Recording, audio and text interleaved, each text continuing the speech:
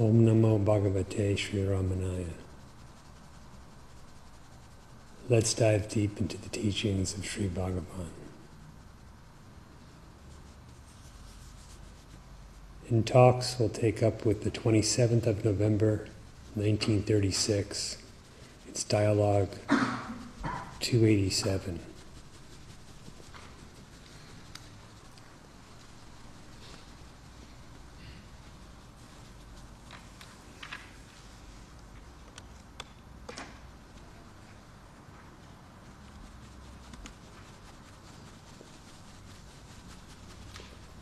A Punjabi gentleman, a doctor by profession, came here with his wife to visit Sri Bhagavan.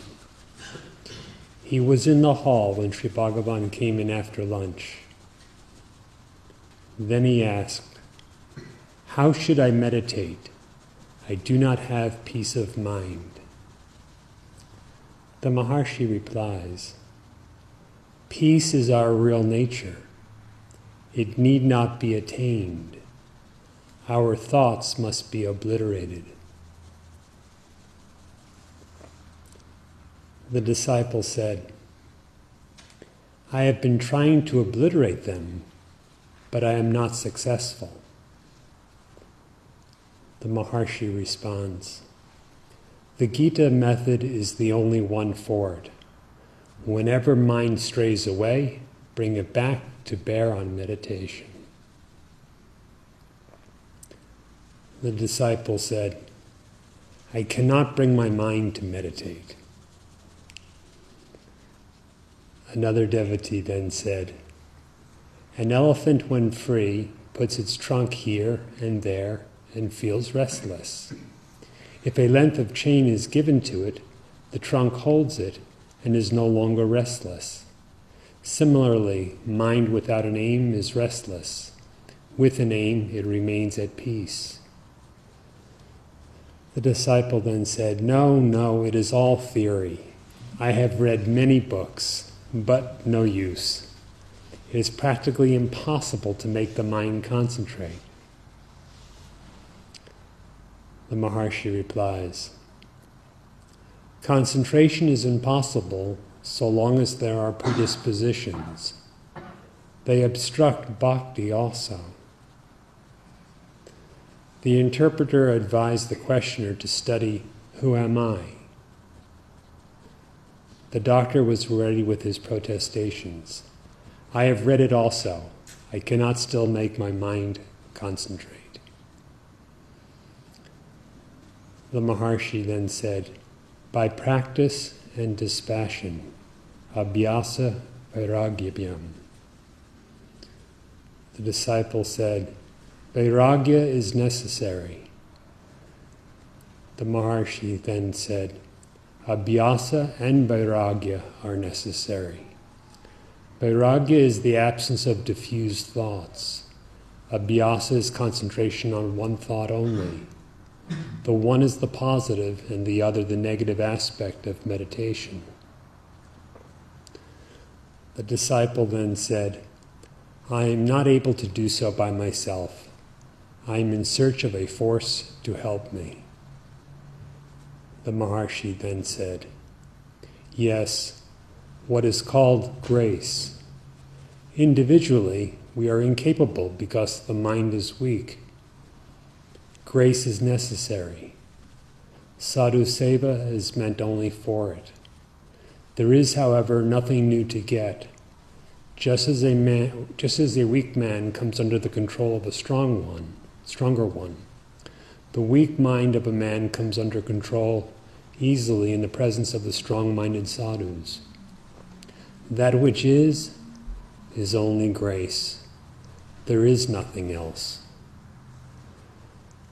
The questioner then said, I request your blessings for the good of myself.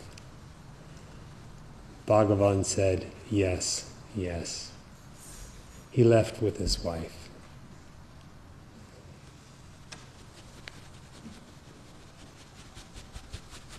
Let's go back to the beginning of the dialogue.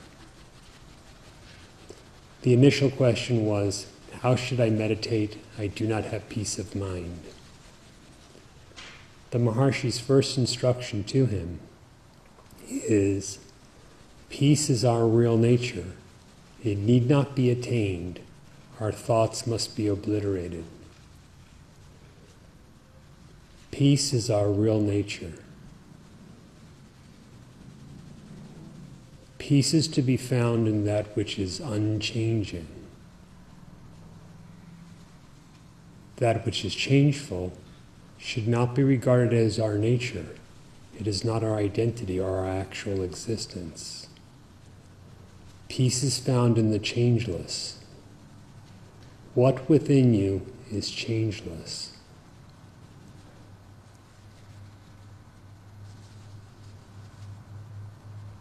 Certainly that is not the body, and it cannot be the senses.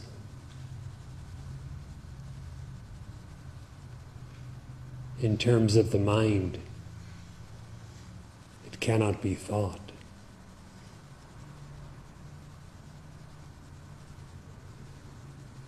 What is it that is immutable, never undergoing any kind of change?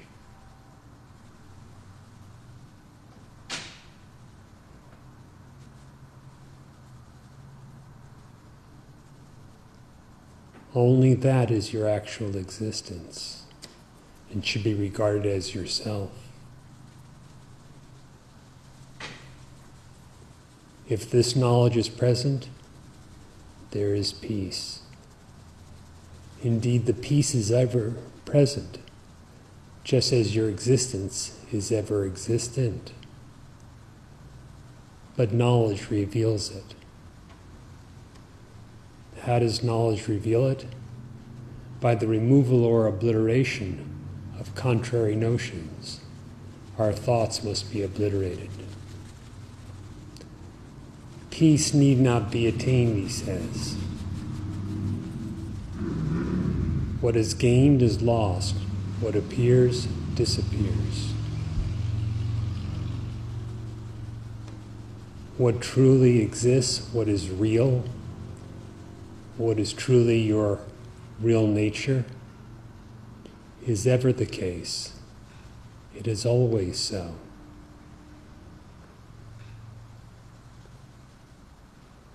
We need not attain peace as if it were not already existing. That is, you need not obtain a self as if the self were not already existing. The self is already existent and always so. Likewise, peace.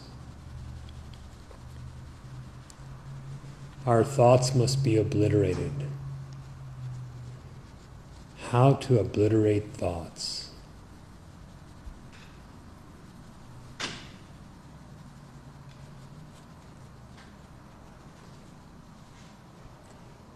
If the unchanging, ever-present existence, which is peace itself, is the reality, it is only thought, that is delusion, that makes it appear otherwise. That delusion, in the form of thoughts, should be obliterated. how are the thoughts to be obliterated?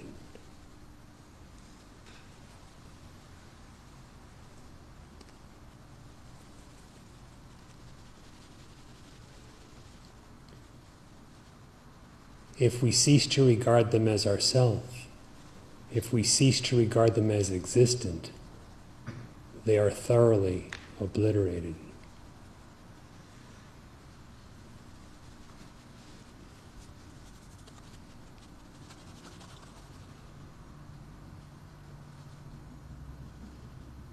What is it that we refer to as thought?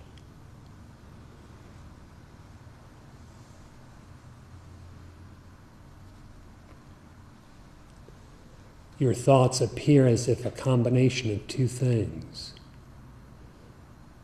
Some objectified attribute, the content of the thought, and something that knows. Upon inquiry, we find that which knows is of the nature of pure consciousness and does not belong to the thought at all, while the thought itself has no independent existence apart from the consciousness.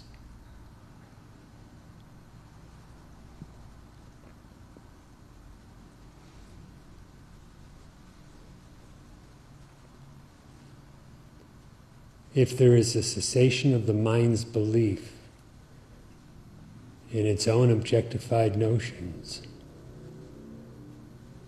the objectivity part being negated, only pure consciousness remains. And that is obliteration of thought.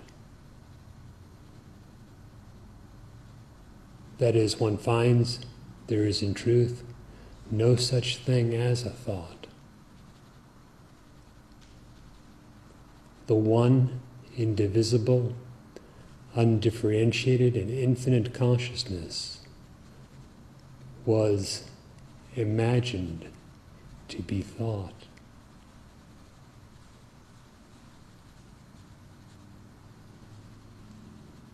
It is the same consciousness, misperceived.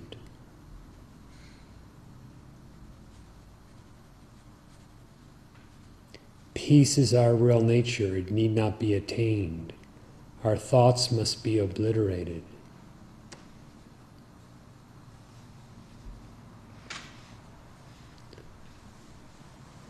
What are your thoughts?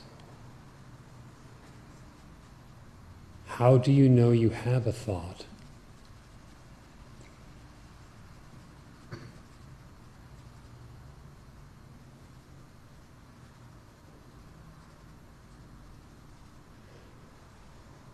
Do you have any experience of thought other than the knowledge of them?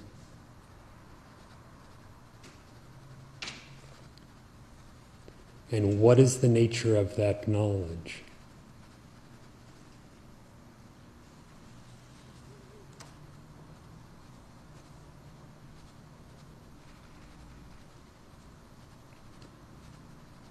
The knowledge is inherent in the knower.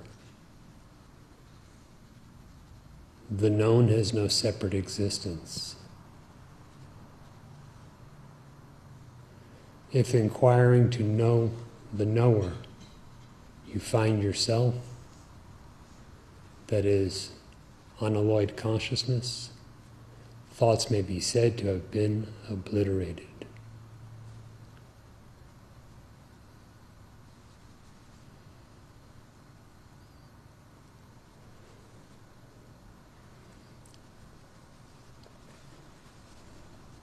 The next question was, I have been trying to obliterate them, but I am not successful.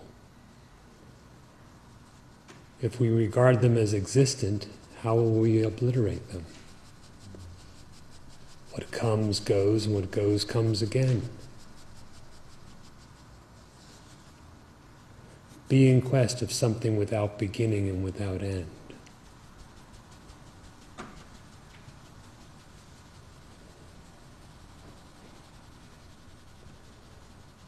The Maharshi instructs, the Gita method is the only one for it, And explaining what that is, he says, whenever the mind strays away, bring it back to bear on meditation.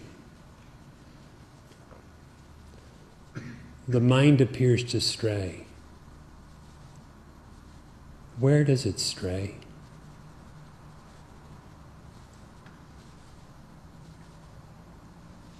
Casually we say the mind strays towards objects, thinks of things in the world. Upon deeper examination, though, we find the entire world only appears in the mind. And the idea of an external world or an external object is also only in the mind. So the mind strays, therefore, only in or among itself. It strays to itself. What then is straying? What is the extroverted mind?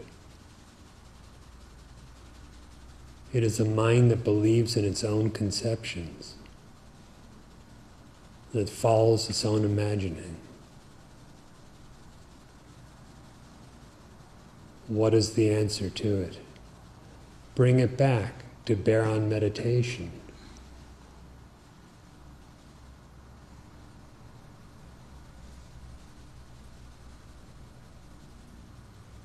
It strays after its own imaginings, thinking they are real. Discriminate the real and the unreal, and you will bring the mind back to its origin.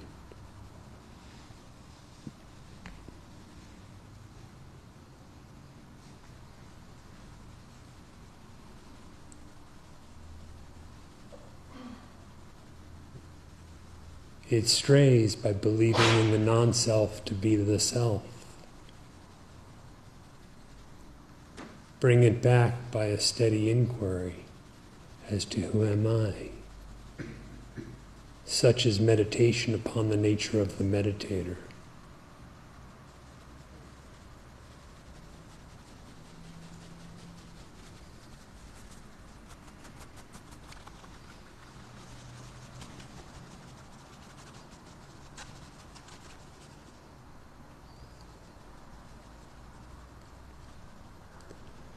Still, the disciple found that he could not bring his mind to meditate. After some helpful advice, or intended helpful advice from another devotee, and the disciple's further complaint that it's impossible to make the mind concentrate, no matter how much he reads and no matter how much he tries, the Maharshi graciously explains some more and says, concentration is impossible so long as there are predispositions, samskaras. They obstruct bhakti also.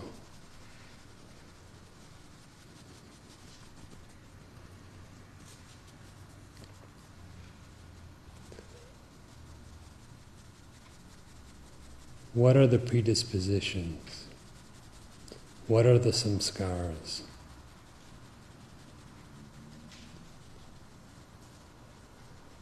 He says they get in the way of meditation, they veil knowledge, they obstruct bhakti or devotion.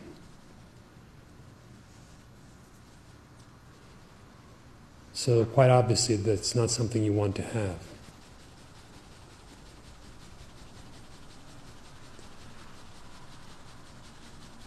What are the samskaras, the predispositions?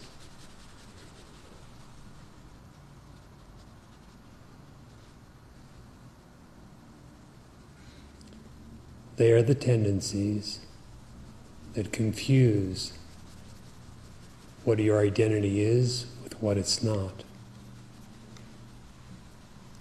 What reality is with the unreal.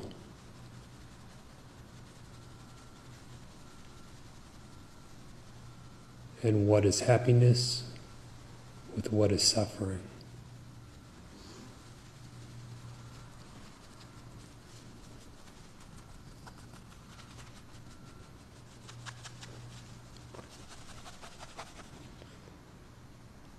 As long as such confusions continue, as long as there are the tendencies to believe in one's own delusion, meditation will seem difficult or will be interrupted.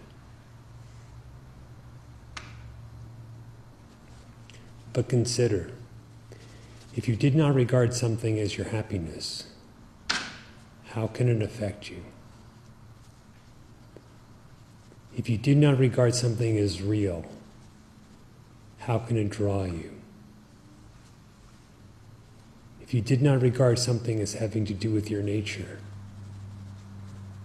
what would it mean to you?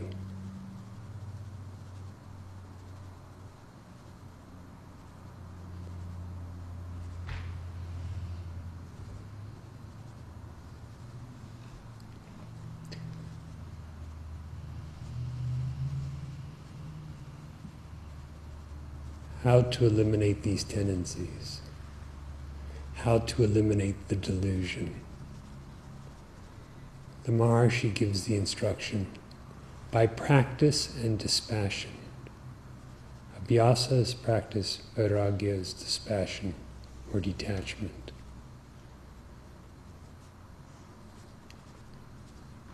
He explains further, Abhyasa and vairagya are necessary.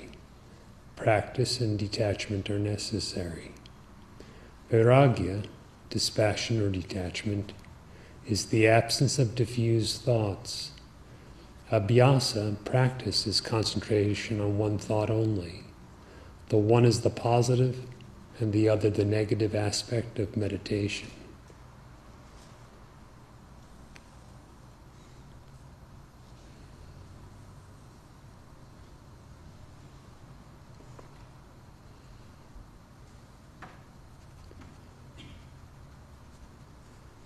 Vairagya is the absence of diffused thoughts.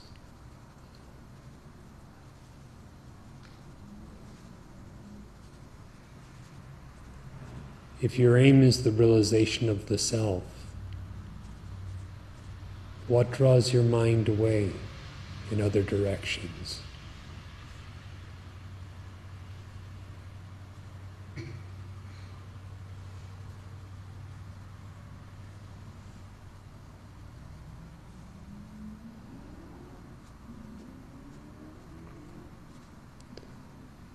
These other directions are referred to here as diffused thoughts.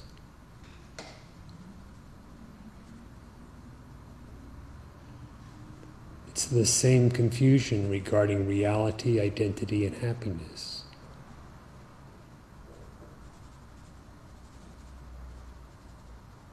He says both are necessary. Detachment from the unreal, the not-self, and practice. The one is the positive and the other the negative aspect of meditation. Abhyasa is concentration on one thought only. What is that one thought? We could interpret it to be any particular thought. And that would hold good as far as concentration is concerned. But meditation has a divine purpose. It is more than concentration on a particular thought. So then, what is the significance of abhyasa? It's concentration on one thought only.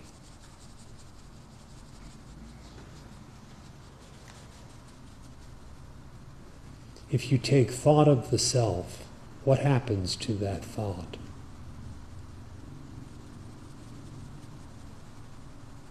This has been explained in Sri Ramana Gita as well. If you attempt to take thought of the self, and solely of the self, what happens to the form of the thought?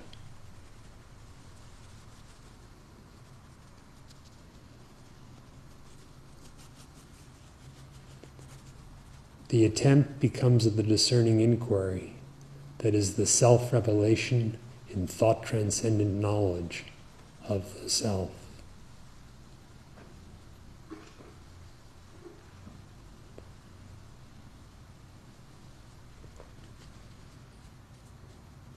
For that to be steady, there must be detachment. You're attached to something only because you think, it is I, it is real, it is my happiness. Such confusion is the waywardness of the mind. If through clear discrimination there is no such confusion, detachment will be there in full.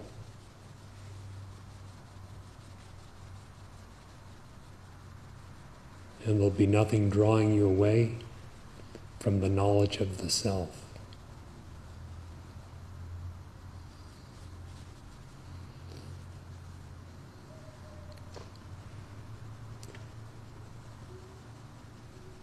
The questioner had then said, I am not able to do so by myself. I am in search of a force to help me. The Maharshi answers him saying, yes, what is called grace. Individually, we are incapable because the mind is weak. Grace is necessary.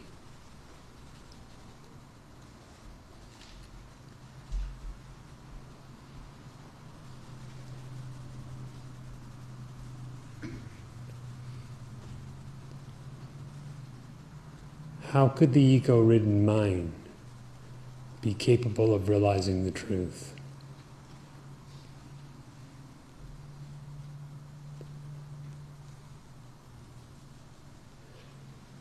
That omnipotent, all-pervading, egoless force, wholly divine in nature, is known as grace.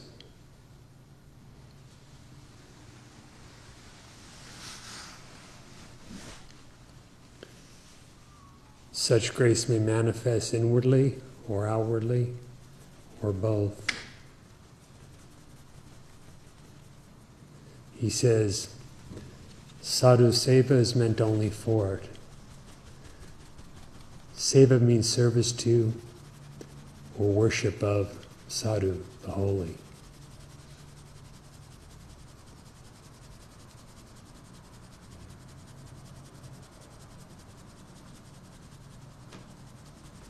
How does that work?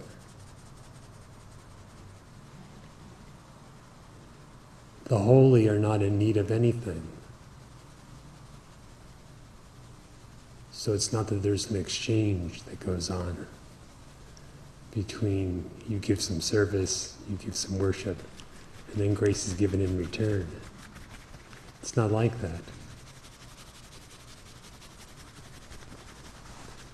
The service and the devotion make the mind ripe so that one can fully be aware, keenly aware of the ever-present grace.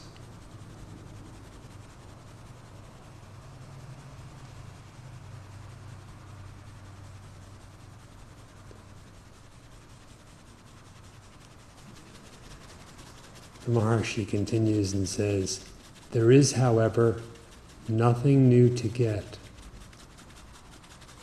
Just as peace is always present, so is grace. It is not given or taken away. The ideas of giving and taking, or peace coming and going, are all made entirely from the false position of existing as an individual entity, or an ego. If the ego subsides, the weakness of the individual vanishes along with it. And that which is called grace, that which is called peace, that which is holy, is found to be the real self and the solitary abiding reality.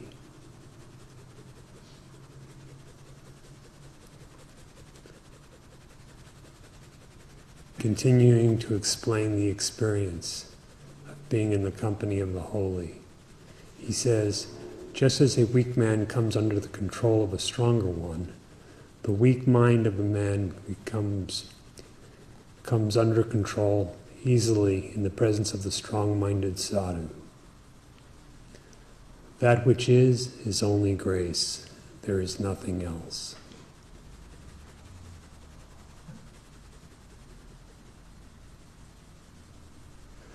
For those who have realized the self, there is no mind. Or we may explain it as the mind is permanently established in that as that.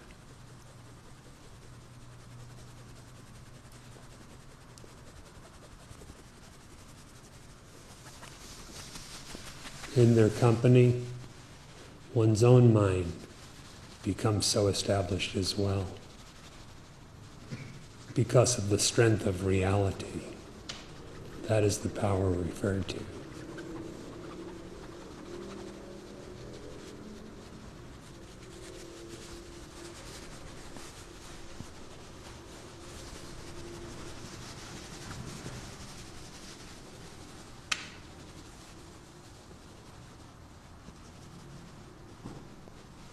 That which is only grace. There is nothing else. If we follow Sri Bhagavan's instruction, we experience this for ourselves, that one self alone exists, grace being the only power.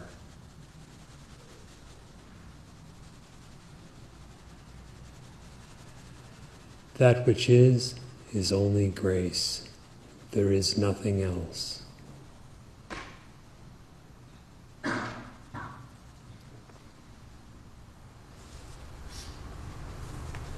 Looking at this whole dialogue, the man is seeking peace and asking for instruction how to find it. And in the beginning of your commentary, you asked about what is it that's steady. And what's steady is for me is, and I think for everybody, is the knowledge of one's own existence.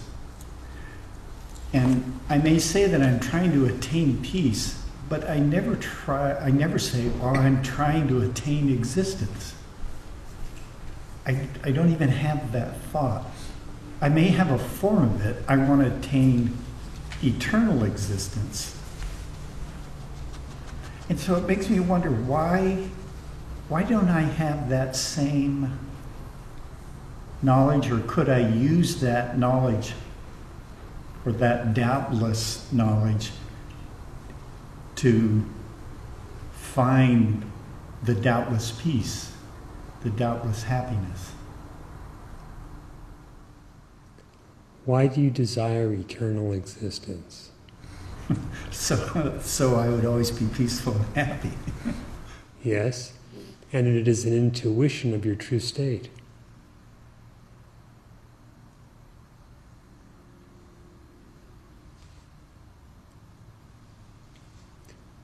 Likewise, the desire for peace. You desire it because you intuit it's your nature.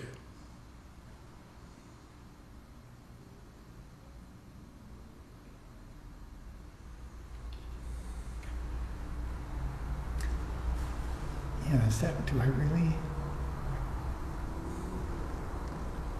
I don't know if I intuit it's my nature, but I know that I really want that. Why do you want that? Well, because I want relief, as this man says, from the unsteady mind, which is the opposite of peace.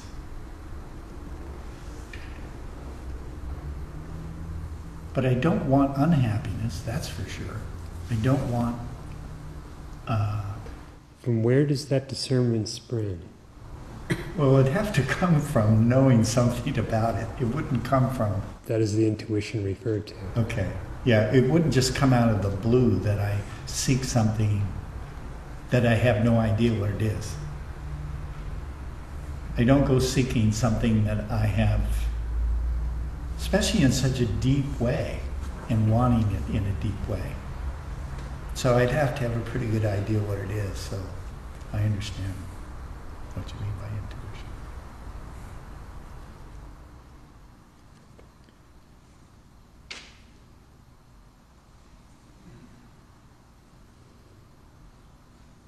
Now, if you misidentify yourself with the body, the eternal existence and its peace seem elusive. You can't quite grasp them. They seem to slip through your fingers.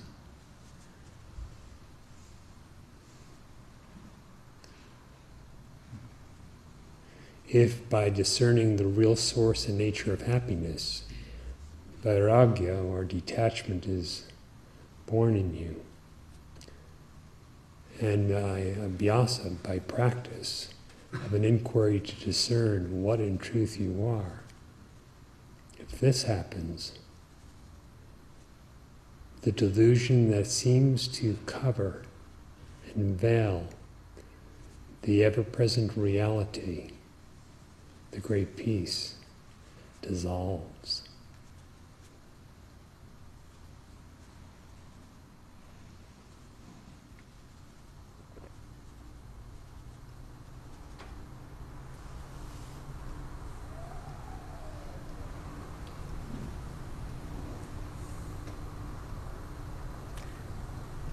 If I look at what the unsteadiness is, it's not the existence and it's not the intuition. It's the misidentifying either with the body or with the mind. That's the uncertainty, because it always keeps changing. It always is disruptive. So, who am I?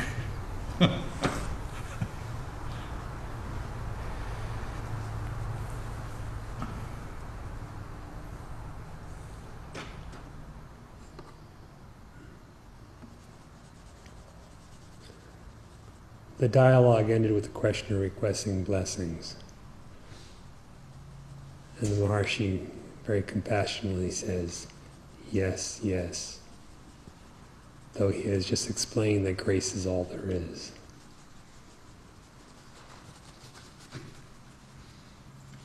Then he left with his wife. I guess he didn't even leave his wife behind.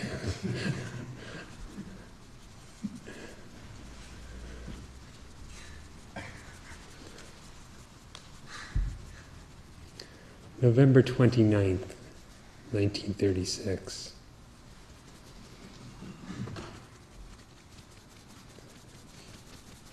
Explaining Maya of Vedanta and Swatantra of Pratyabhijna, independence of recognition, Sri Bhagavan said, the Vedantins say that Maya, Maya's illusion, is the Shakti, or power, of illusion premised in Shiva.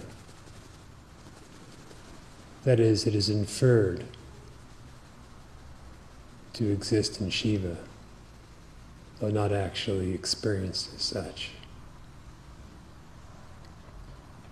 The Vedantins say that Maya is the Shakti of illusion premised in Shiva. Maya has no independent existence. Having brought out the illusion of the world as real, she continues to play upon the ignorance of the victims.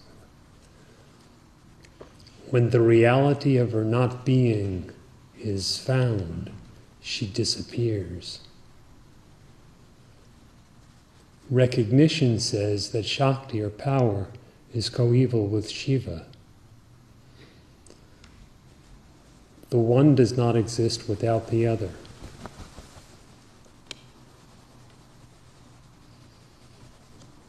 Bringing in more light on the subject.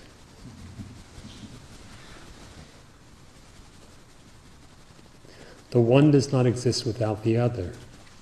Shiva is unmanifest, whereas Shakti is manifest on account of her independent will, Swatantra. Her manifestation is the display of the cosmos on pure consciousness, like images in a mirror. the images cannot remain in the absence of a mirror. So also the world cannot have an independent existence. Swatantra becomes eventually an attribute of the Supreme. Sri Shankara says that the Absolute is without attributes, and that Maya is what is not and has no real being. What is the difference between the two? Both agree that the display is not real. The images of the mirror cannot in any way be real. The world does not exist in reality. Vastutata.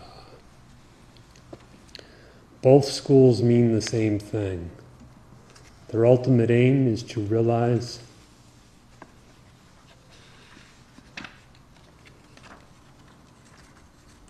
the absolute consciousness. The unreality of the cosmos is implied in recognition, Pratyabhijna, whereas it is explicit in Vedanta. If the world be taken as Chit, consciousness, it is always real. Vedanta says that there is no Nana, diversity, meaning that it is all the same reality. There is agreement on all points, except in words and method of expression.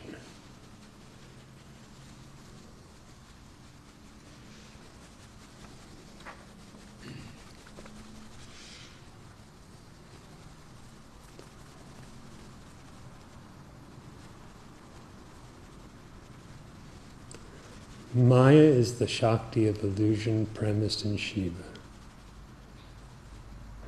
Really, Shiva alone is. Shiva alone exists.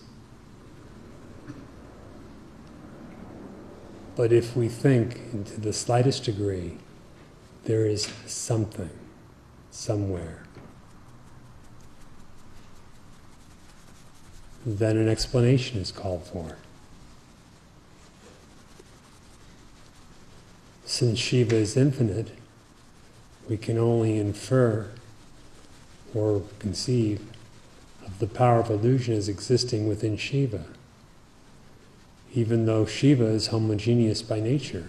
So where is the scope of illusion in him?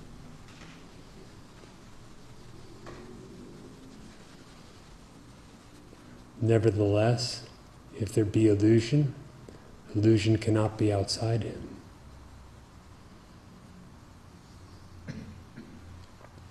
Having brought out the illusion of the world as real, she continues to play upon the ignorance of the victims. Maya has no independent existence. What has no independent existence really has no existence at all. The self-existent alone is real.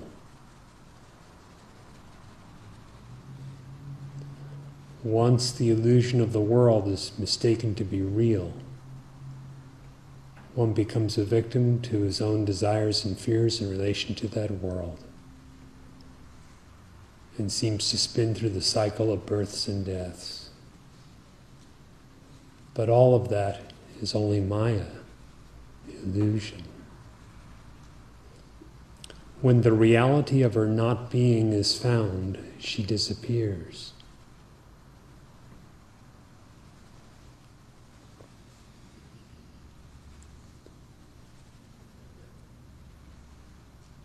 Maya must be experienced by someone. Illusion is for someone. If we inquire for whom is the illusion, being an illusion, ceases to exist, for it is not real.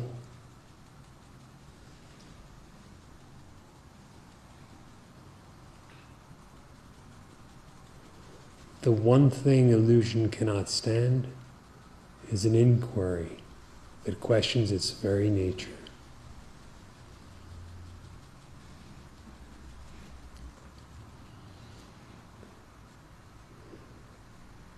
Other explanations are also given, and this he has described,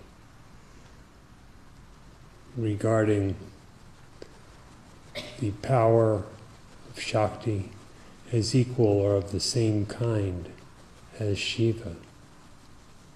One does not exist without the other. There is the unmanifest and the manifest. And all this appears, the manifested, like images in a mirror.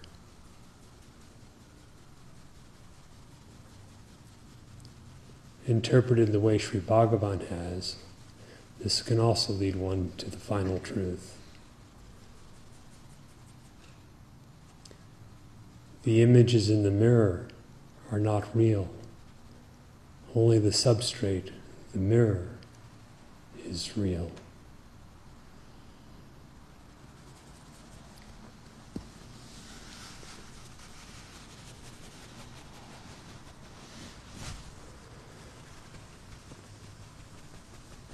Our manifestation is the display of the cosmos on pure consciousness, like images in a mirror.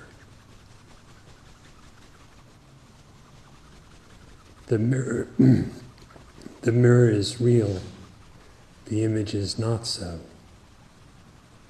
The consciousness is real, the universe not so.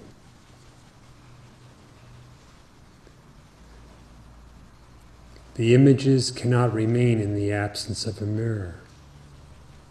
So also the world cannot have an independent existence.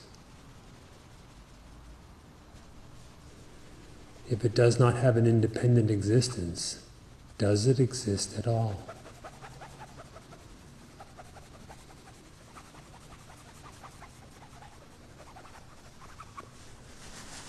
To conceive of a dependent existence as real is only so long as the perceiver is not known.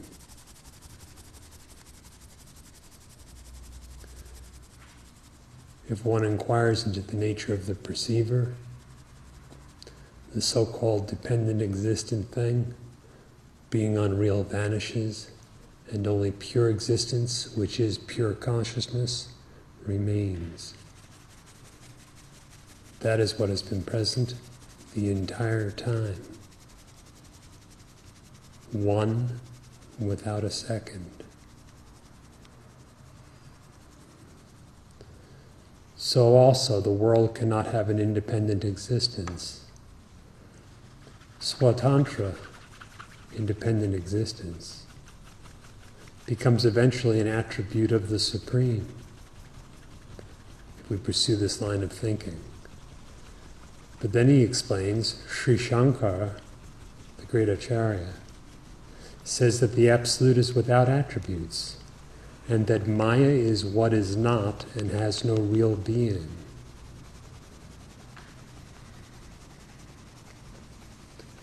So then Maya or illusion is not a thing, not a second kind of existence, and we can only loosely speak of it as a Shakti or a power, because it simply is not.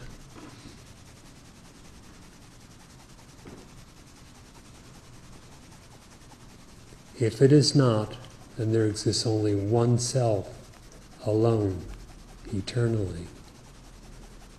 And this is truly speaking non-duality. The unmodified, the invariable, that which is without an alternative.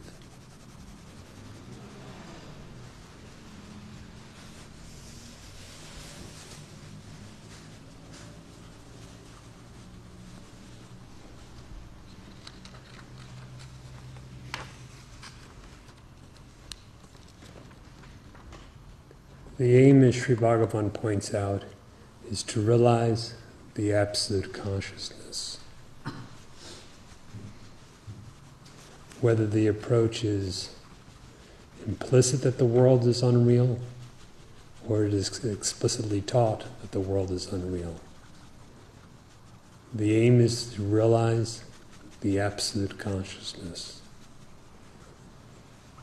Then he adds, if the world be taken as chit, that is consciousness, it is always real.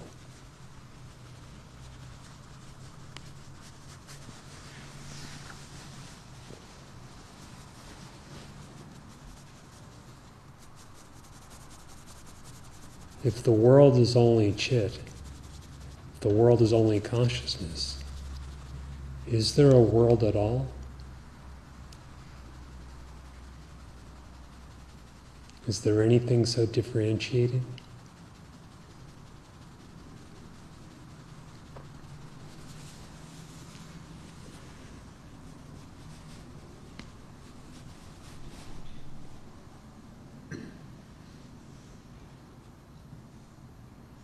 Couple this instruction with the previous dialogue. The world is only the thought of it and appears nowhere but in the mind. The mind is only consciousness perceived as such. It does not exist outside of consciousness or independent of it. The consciousness is homogeneous and undifferentiated, forever undivided. And in it there is no such things as a distinct mind or a differentiated world.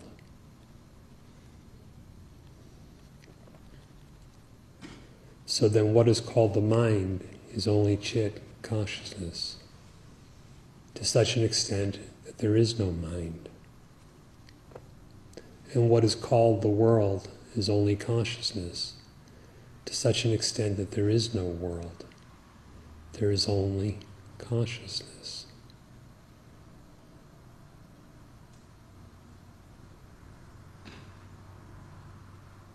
The ideas of the unmanifested and manifested are also just consciousness. But in the consciousness itself, as it is, such differences do not even appear.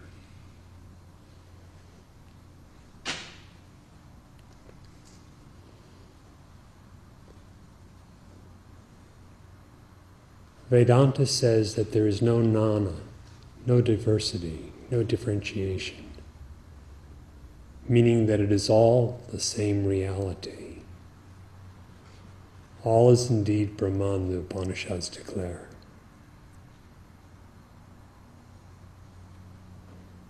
It does not mean that there's actually an all, and that somehow it partakes of Brahman.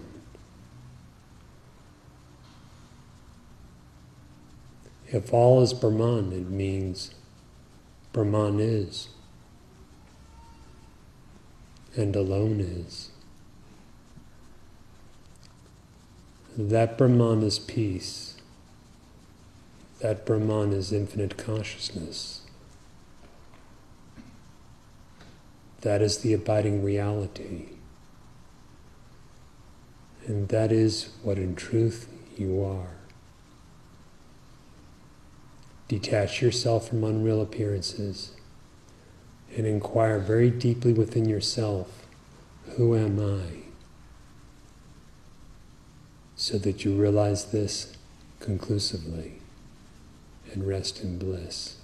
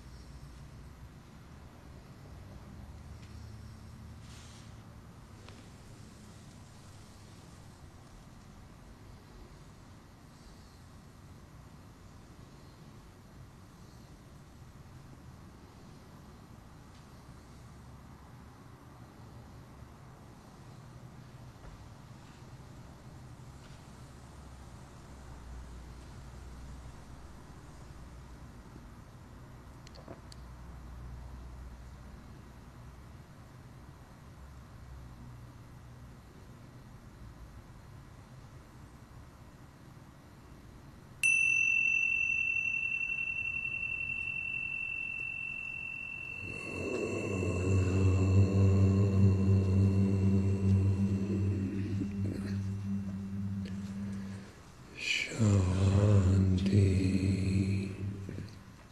Shanti.